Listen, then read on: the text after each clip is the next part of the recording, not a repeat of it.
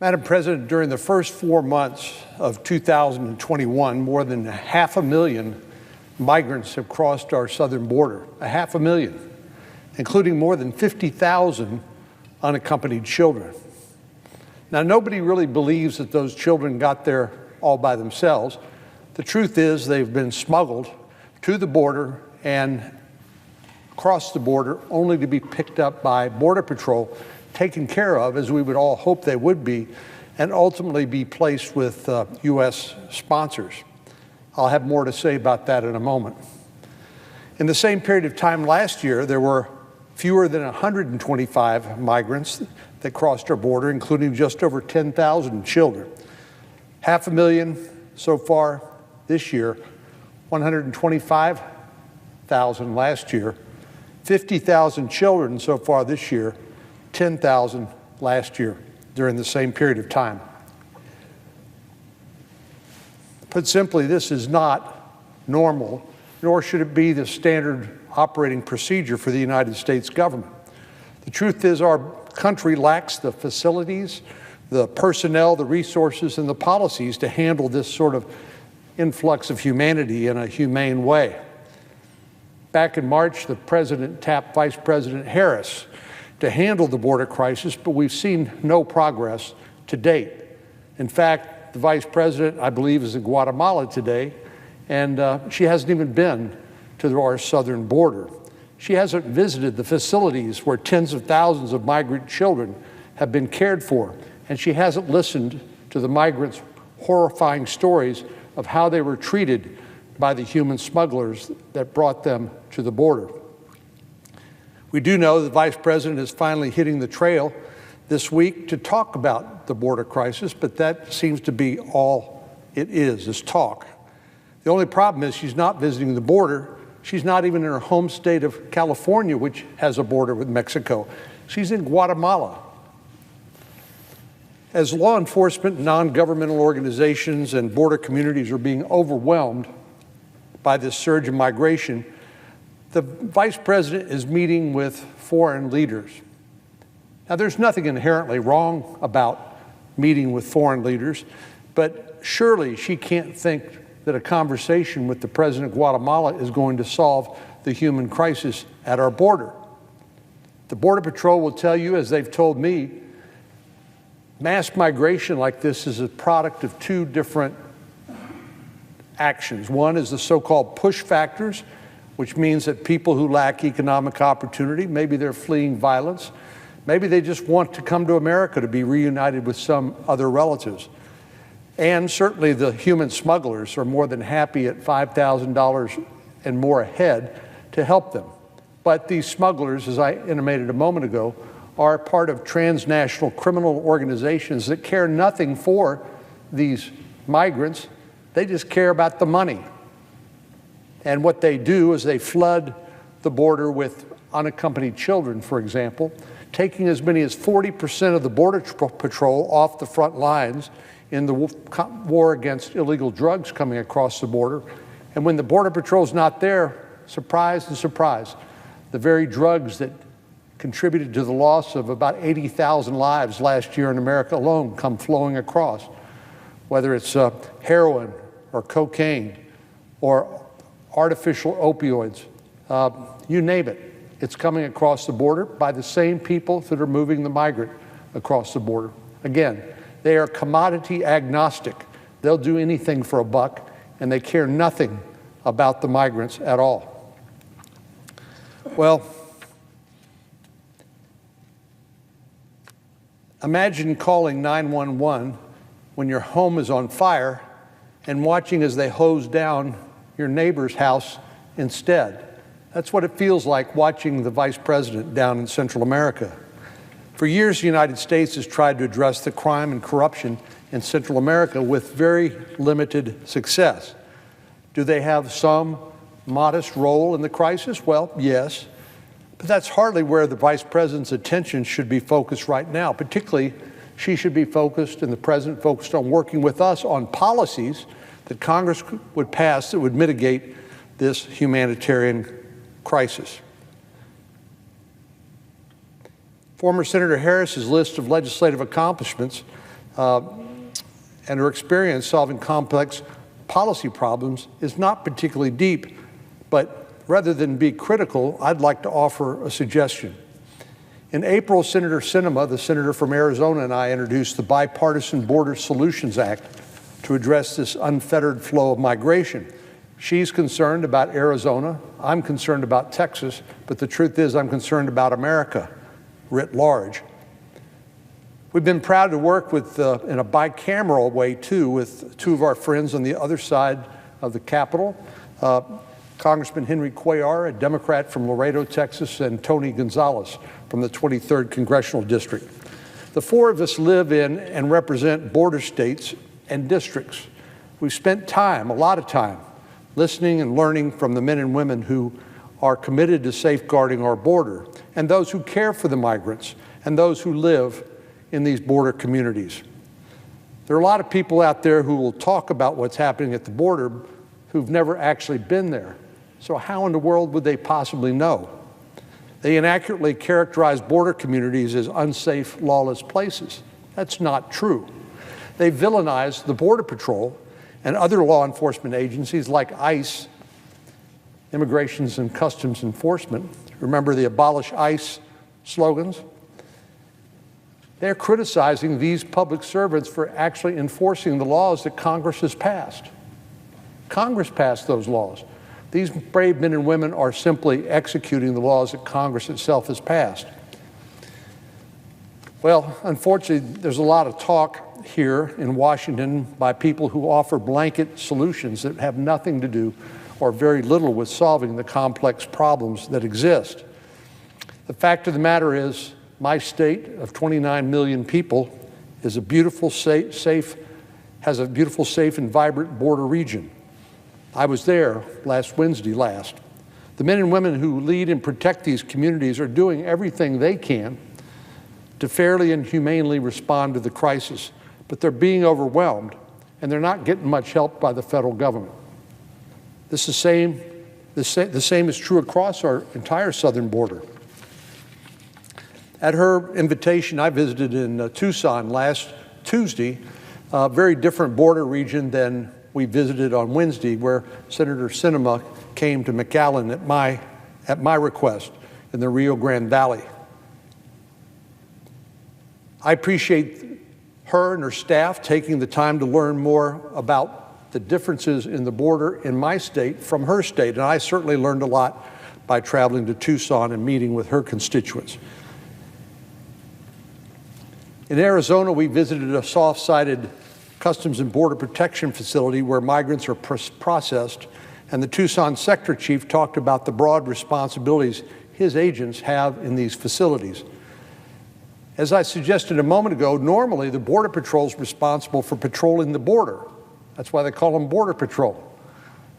But now they're encountering unaccompanied children and have to leave those front lines, about 40% of them, just to take care of them at these CBP, Customs and Border Protection facilities. Well, we need the Border Patrol on the border, patrolling the border, so they can deal with everything from encountering a child abandoned by human smugglers to a tractor full of human trafficking victims. They might and will and do interdict drugs, weapons, money, or any of a number of contraband being smuggled across the border. Again, as some wise person coined the phrase commodity agnostic, these transnational criminal organizations that really bring people into the United States from worldwide locations, but principally from Mexico and Central America, all they care about is the money. In Tucson sector alone, 103 agents were pulled from the field because somebody needed to take care of the migrants. Now they're doing everything from changing diapers to serving meals to supervising playtime for the children. 103 law enforcement officers in the Tucson sector alone that should be stopping dangerous people and dangerous substances from entering our country, instead of acting as caretakers and not creating serious gaps in our border security. Of course, the cartels, these criminal organizations, they're pretty smart. This is actually part of their business model. They know that if they flood the border with unaccompanied children, for example, that the Border Patrol is going to leave huge gaps that are then going to be exploited by the drug smugglers. They know about the vulnerabilities that exist on our border. They know about our laws and policies, and they're actively exploiting them. And we're basically letting them. Shame on us. In the Rio Grande Valley last week, we spoke with a number of law enforcement and community leaders, including National Border Patrol Council President Brandon Judd. Brandon told us that this year, individuals from 151 different countries were processed at the Donna Processing Facility. This is one processing facility in Donna, Texas, in the Rio Grande Valley. Last year, they processed people from 151 different countries. A couple of weeks ago, Customs and Border Protection at the Laredo Port of Entry made a seizure of hard narcotics worth more than $3.5 million on street value. This wasn't from an entire week's worth of drug interdictions. This came from 2 vehicles that they stopped. One had 20 pounds of cocaine in it. The other had more than 167 pounds of the methamphetamine. This strain on law enforcement poses serious risks to our entire country. The criminals, the drugs, the weapons, and other illegal goods that cross our border are heading to every corner of the United States. And if you think they're stopping at the border, think again. They're traveling to all 50 of the United States. And while unaccompanied children have become the face of this crisis, there's a ripple effect that extends far and wide. Border Patrol ultimately doesn't have the capacity to provide safe and thorough care for these children and patrol our borders and interdict dangerous substances and enforce our laws. Agents are spread a mile wide and an inch deep, and something's got to change. This is where the Bipartisan Border Solutions Act comes in. We provide for 2 major changes in the way that migrants are processed to alleviate the strain on law enforcement and improve the way we process and care for migrants when they're in our custody. One, the bill establishes at least 4 regional processing centers in high traffic areas. It's in effect a one-stop shop for the various government agencies involved in processing migrants: CBP, Customs and Border Protection, ICE, Immigration and Customs Enforcement, FEMA, the Federal Emergency Management Agency, the USCIS, U.S. Customs and Immigration Service, and the Office of Refugee Settlement will all be housed under a single roof. Migrants can receive medical screenings, have their identities verified, and go through a criminal history check all in one place. And then they'll begin the legal process of seeking asylum, if in fact that is what they are doing. They'll complete their asylum interviews, go through legal orientation so they know their rights, and receive the documents and information they need to appear for a future court date in front of an immigration judge. Our bill also addresses the staffing shortages that have made this situation much more challenging.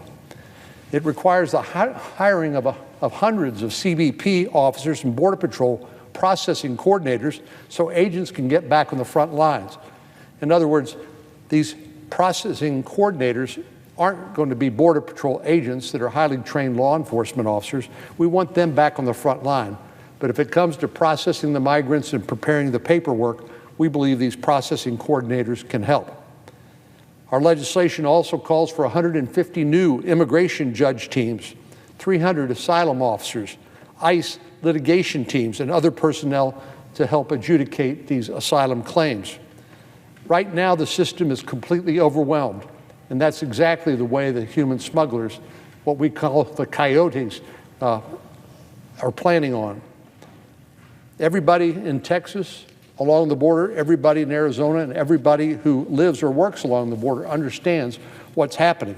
That, again, is why it would be so instructive for Vice President Harris to actually go to the border. In order to gain a handle on the mass movement of migrants, we need to make these common sense changes. When it comes to children, it's not enough to ensure they're safely processed by Border Patrol and then transferred to Health and Human Services custody. We also need to make sure these children are safe after they've been placed with sponsors in the United States and told to appear for a future court hearing. In most cases, children are released to parents or other relatives, but not always. HHS reports that in 2021, more than 1,000 children have been released to unrelated individuals or distant relatives that they don't even know. And while these may be legitimate caretakers, it can also open the door for these children to be exploited or trafficked. In 2014, the Office of Refugee Resettlement placed 8 children with members of a human trafficking ring who posed as a family or friends. These children were forced to work on an egg farm in Ohio with no pay for 12 hours a day, 6 or 7 days a week. They lived in deplorable conditions, and they were threatened with violence if they didn't comply. These distant relatives, unbeknownst to these children, these unrelated individuals, are a big cause for concern, but not the only one. Before a child is released into the custody of anyone, a parent, grandparent, aunt, uncle, that person must be thoroughly vetted by the federal government, because we simply can't hand a child over to somebody who is going to be a danger to them. There is no vetting requirement, though, for other people who live in the same home. And those of us who've dealt with the scourge of child abuse know that anybody living in the same home with a minor child, particularly an unaccompanied child who's undergone the trauma of movement from Central America to the United States, is going to be a potential victim. You could have a trustworthy individual identified as taking care of the child, but abuse could be happening under the roof by another person who lives there. Why do we say that? Because sadly it happens all the time. Or, heaven forbid, the parent or their relative is the one who decides to exploit the child themselves. So what's being done to prevent this abuse? As it turns out, not a lot by the federal government. The Health and Human Services Department requires safety and well-being check-in calls to be made to sponsors within 30 days after a child has been released. But in 2021 alone, the data show that 18%, nearly 1 in 5 children, could not be reached after 30 days. Phone calls were not answered, door knocks were not responded to. And that means that hundreds of children released into the care of these adults in the United States on our watch are lost to the system. We don't know if they're in a safe home or they're being a victim of trafficking or abuse, or whether they've simply disappeared, whether they've been recruited into a gang. The United States government simply does not know where they are and what is happening to them. This is a national scandal. Senator Sinema and I are committed to passing this legislation that provides these critical protections for these children who've already endured a lot of pain and suffering, a lot more than any child should. Our bill would require criminal background checks not only for the child's sponsor, but for any other adult living in the household. It will bar children from being placed in the custody of anyone who's been convicted of sex offenses, domestic violence, human trafficking, child abuse, or other serious crimes. And the United States government simply can't check a box once they've placed a child with a sponsor in the United States. After the initial 30-day checkup, we require another 60-day checkup. As a matter of fact, every 60 days. Protections for children, streamlined processes, more personnel, these are common sense reforms that will address the most urgent issues currently on our southern border. Madam President, bipartisanship, as we know, is in short supply these days, especially when it comes to the debate surrounding immigration and border security. We have folks in both parties and both chambers of Congress lined up behind this particular bill, and I hope we can add more bipartisan co-sponsors. Our bill has already been endorsed by a broad range of law enforcement, immigration, and business groups. For example, the National Border Patrol Council, National Immigration Forum, U.S. Hispanic Chamber of Commerce. I could go on and on. As I've said before, and I'll say again in closing, if anybody's got a better idea, I'm all ears. But right now, all we hear is crickets.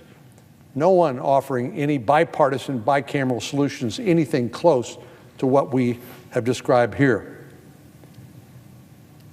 This isn't meant to be comprehensive immigration reform. It's a targeted solution at the most urgent problems at hand. I'd be happy to offer this legislation to Vice President Harris or President Biden as a solution to the crisis on our southern border. I'm happy to meet with them. Senator Sinema, I'm sure the same. Congressman Cuellar, Congressman Gonzalez. We're interested in fixing the problem, not scoring political points. And we can't afford to wait years or maybe even decades to see the circumstances in Central America change. After all, then Vice President Biden was tapped to solve this identical problem by President Obama. Let me say that again. Vice President Biden was tapped to solve this identical problem by President Obama. Not only was he unsuccessful, as we know, it's gotten worse since that time. So we need urgent action to address the crisis we're experiencing today at our nation's border, and the Bipartisan Border Solutions Act is an important first step.